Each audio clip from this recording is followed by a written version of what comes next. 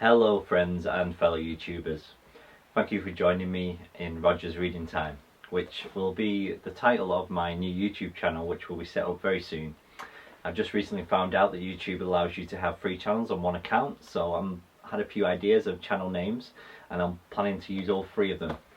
If you have any suggestions, then please write in the comments below of anything that you think that I should be covering, anything you'd like to hear about or me talking about. I'd be more than happy to take a look at that for you and share my ideas, opinions and whatnot. So these few ideas that I had so far are one channel I would like to dedicate to reviews and unboxings and talking about technology, which I'm very interested in, especially cameras, computers, internet, issues relating along those lines. Also, I would like to create a channel called Rodge's Cooking Time. You see what I did there?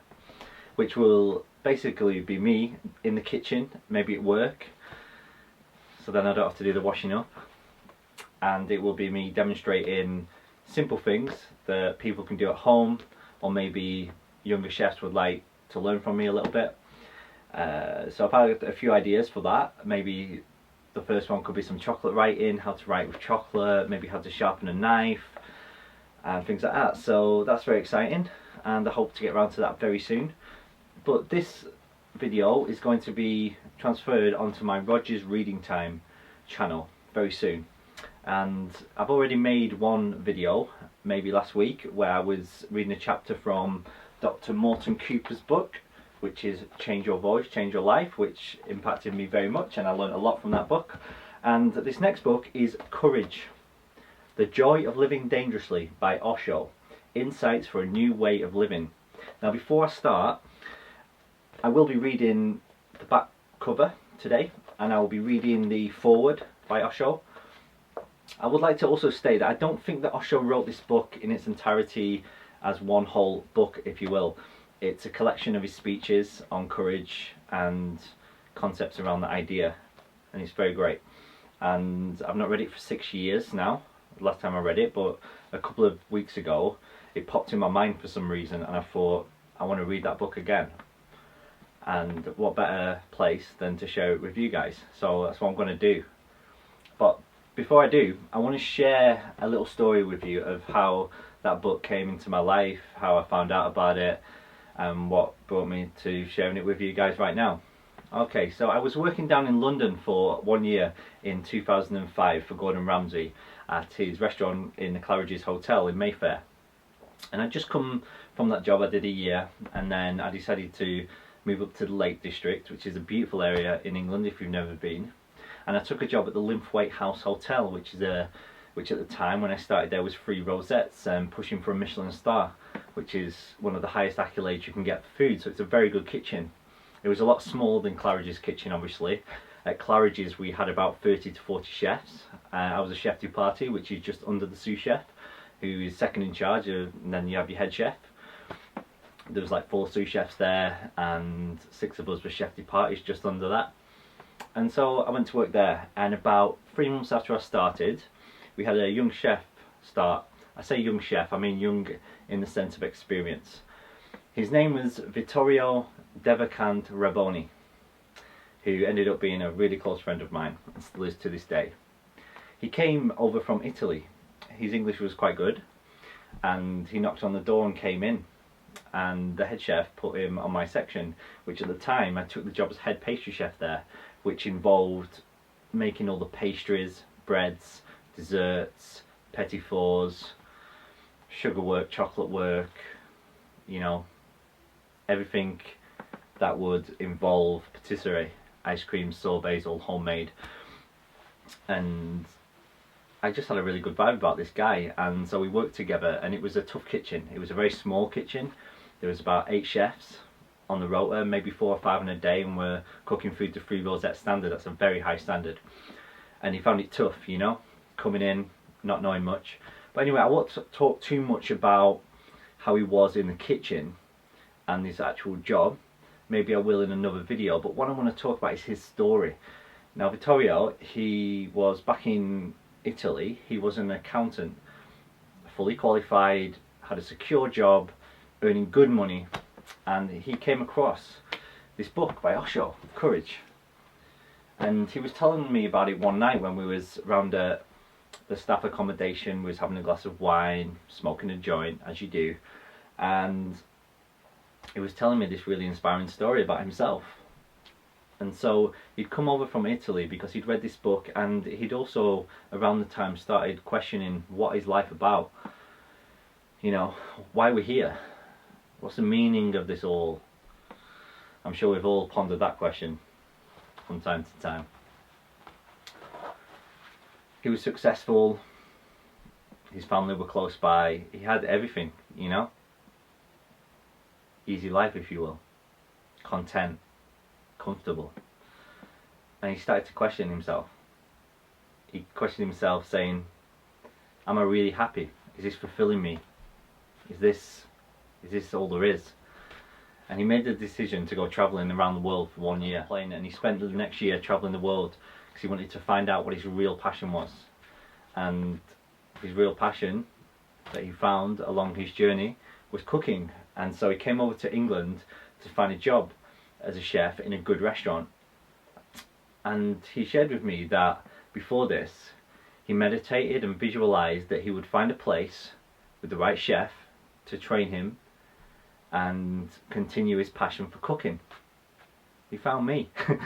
And I felt really humbled when I heard that.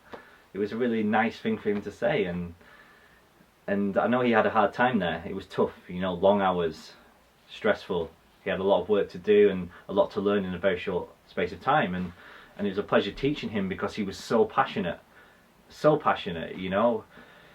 Many people don't last very long in those kind of kitchens, and he was there. Sometimes there was one day where he stormed out to the changing room doors and put a hole in it with his fist out of frustration, but you know what, the next day he came back and cracked on. And he was telling me about Osho and how the ideas of this book, it was the first book that he'd really read on spirituality or questioning life in general. Sorry, I'm not very good at explaining this. And anyway, when I left that job, that specific job, was because me and my girlfriend at the time decided to go travelling. I'd never travelled before. I'd spent the first 7-8 years of my career head down working in good kitchens, gain as much experience as I needed, and that is what I thought I needed to do, just work, you know. I was never brought up in an affluent family, we never had a lot of money, and I just felt that having a full-time secure job was what I was meant to do. And my girlfriend at the time was from Germany, and she'd already planned a trip to Australia at the time, and she invited me to come. We'd only been together for 3 or 4 months, and she asked me if I would join her because she'd already planned this before we even met. And I took a few days to think about it, but there wasn't really much to think about, so I said yes, and we left. Now back to Victorio. He stayed there for another 3 months after I left, and he took another risk. He just went to France, didn't know the language, and got a job in a ski resort. Worked at the very bottom again, commis chef. He worked a season there, had a great time, great experience, met new people, and then he thought, I've learnt all I can here, I've had a great time, I'm gonna go somewhere else. Packed his bags, went to the south of France. He wanted to work on a ship or a yacht. He just went to the port, started asking people, I'm a chef, I've trained with this chef, I would like to learn more, I have a lot to give, will you give me an opportunity? And he took a job on a private yacht. The story continues, and then he gets introduced to a person who works on a yacht for the Walmart family, which is a big company over in America, and the family are billionaires, you know. And he managed to get a position working for them. And so he chartered a yacht, he was on a yacht as a chef in a small team of 3 or 4 chefs, and he got to travel the world on the ocean this time. And then he moved over to Los Angeles, and he worked as the private chef for the Walmart family. You know, this guy who had trained in this little kitchen in the Lake District was now living over in Hollywood, you know, in this big mansion had loads of opportunities to travel. I saw one picture on his Facebook page where he just ordered in a $2,000 bottle of balsamic vinegar. The world was at his feet. He was loving life. He had moved away from my life, which is intense, busy kitchens, high standard, lots of pressure, lots of stress, to just living out his passion, cooking the food that he wanted to cook, and big respect to him for that. And sometimes I wish that I had done that, but to do that, to take those steps that he's taken, this guy has had to have had immense courage. He's had to go out there and take risks that many of us would not even consider. Anyway, to this present day, this was what, I don't know, 5, 6, 7 years ago. 5 years ago. Who knows? I can't even think right now because I'm so much into this storytelling phase.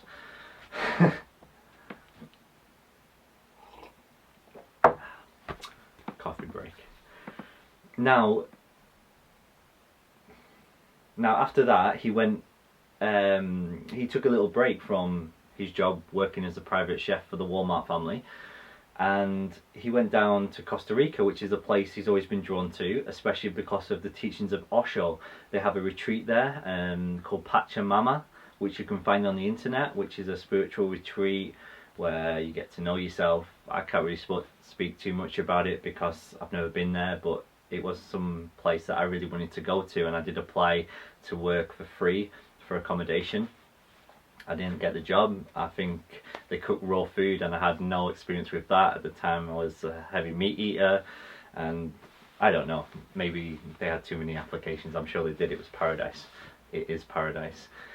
And this present day right now, Victorio has built his own house in Costa Rica in the place he loves, and in the space of under a decade he's gone from a secure, well-paid, safe job with friends and family around him, something that people dream of having, a life that people dream of having, and he's given all that up to follow his dream, his passion, and I have nothing but respect for that. Some people might think that's careless, some people might think that's selfish, but me personally, I believe that that is what we should do. We should follow our dreams, and if we believe in something 100%, then we should not be afraid to go and chase that, shouldn't be afraid to stand up for that and believe in it and share the message with the whole fucking world, you know what I mean? So that's my introduction. Anyway, I'm going on and on and on. Let's start Rodge's reading time. I'm just going to pause this video now because I want to have a bit of a coffee, and then I'll come back and I'll get straight into the reading. Thank you for listening. I'm back after my little coffee break and ready to read the first chapter, or should I say foreword, of Courage, the Joy of Living Dangerously by Osho. I would just like to point out that my vocabulary is not the greatest, and there will be words in this book that I do not understand or know how to pronounce correctly. So please bear with me, and hopefully you'll be able to know what the word is I'm trying to say, okay? Also, I would like to say that this is quite, I would describe it as heavy reading, and it's not to everybody's taste for sure. So after reading the little foreword, then maybe you'll have an idea if you want to continue watching the series of videos until I complete this book, which may take me, I don't know, a year. I'm a pretty busy guy. But you've got to start somewhere, and today is that day. Okay, so first of all, actually, I will read a little review on the front of the book and what it says on the back. Okay, so there's a little review on the front of the book by a guy called Tom Robbins, who is the author of Even Cowgirls Get the Blues and Half Asleep in Frog Pajamas. Okay, not so sure about the title of that book, but he says, were enough Americans to heed the brilliant, provocative words in this book, we might actually become the land of the free and the home of the brave. Imagine that. And then onto the back of the book, I think this talks a little bit about Osho's belief on courage and a little biography of Osho, very short. Courage is not the absence of fear, says Osho. It is, rather, the total presence of fear, with the courage to face it. This book provides a bird's-eye view of the whole terrain, where fears originate, how to understand them, and how to find the courage to face them. In the process, Osho proposes that whenever we are faced with uncertainty and change in our lives, it is actually a cause for celebration. Instead of trying to hang on to the familiar and the known, we can learn to enjoy these situations as opportunities for adventure and for deepening our understanding of ourselves and the world around us. The book begins with an in-depth exploration of the meaning of courage and how it is expressed in the everyday life of the individual. Unlike books that focus on heroic acts of courage in exceptional circumstances, the focus here is on developing the inner courage that enables us to lead authentic and fulfilling lives on a day-to-day basis. This is the courage to change when change is needed, the courage to stand up for our own truth, even against the opinions of others, and the courage to embrace the unknown in spite of our fears, in our relationships, in our careers, or in the ongoing journey of understanding who we are and why we are here. Courage also features a number of meditation techniques specifically designed by Osho to help people deal with their fears. And then there's a little biography at the bottom. Osho is one of the best known and most provocative spiritual teachers of the 20th century. Beginning in the 1970s, he captured the attention of young people from the West who wanted to experience meditation and transformation. More than a decade after his death in 1990, the influence of his teachings continued to expand, reaching seekers of all ages in virtually every country of the world. So without further ado, let's start with forward. Forward. Don't call it uncertainty, call it wonder. Don't call it insecurity, call it freedom. I am not here to give you a dogma. A dogma makes one certain. I am not here to give you any promise for the future. Any promise for the future makes one secure. I am here simply to make you alert and aware. That is, to be here now, with all the insecurity that life is, with all the uncertainty that life is, with all the danger that life is. I know you come here seeking some certainty, some creed, some ism, somewhere to belong to, someone to rely upon. You come here out of your fear. You are searching for a sort of beautiful imprisonment so that you can live without any awareness. I would like to make you more insecure, more uncertain, because that's how life is. That's how God is. When there is more insecurity and more danger, the only way to respond to it is by awareness. There are two possibilities. Either you close your eyes and become dogmatic, become a Christian or a Hindu or a Mohammedan, then you become like an ostrich. It doesn't change life, it simply closes your eyes. It simply makes you stupid. It simply makes you unintelligent. In your unintelligence you feel secure. All idiots feel secure. In fact, only idiots feel secure. A really alive man will always feel insecure. What security can there be? Life is not a mechanical process. It cannot be certain. It is an unpredictable mystery. Nobody knows what is going to happen the next moment. Not even God that you think resides somewhere in the seventh heaven. Not even He, if He is there. Not even He knows what is going to happen. Because if He knows what is going to happen, then life is just bogus. Then everything is written beforehand. Then everything is destined beforehand. How can He know what is going to happen next if the future is open? If God knows what is going to happen the next moment, then life is just a dead mechanical process. Then there is no freedom. And how can life exist without freedom? Then there is no possibility to grow or not to grow. If everything is predestined, then there is no glory, no grandeur. Then you are just robots. No, nothing is secure. That is my message. Nothing can be secure because a secure life will be worse than death. Nothing is certain. Life is full of uncertainties, full of surprises. That is its beauty. You can never come to a moment when you can say, now I am certain. When you say you are certain, you simply declare your death.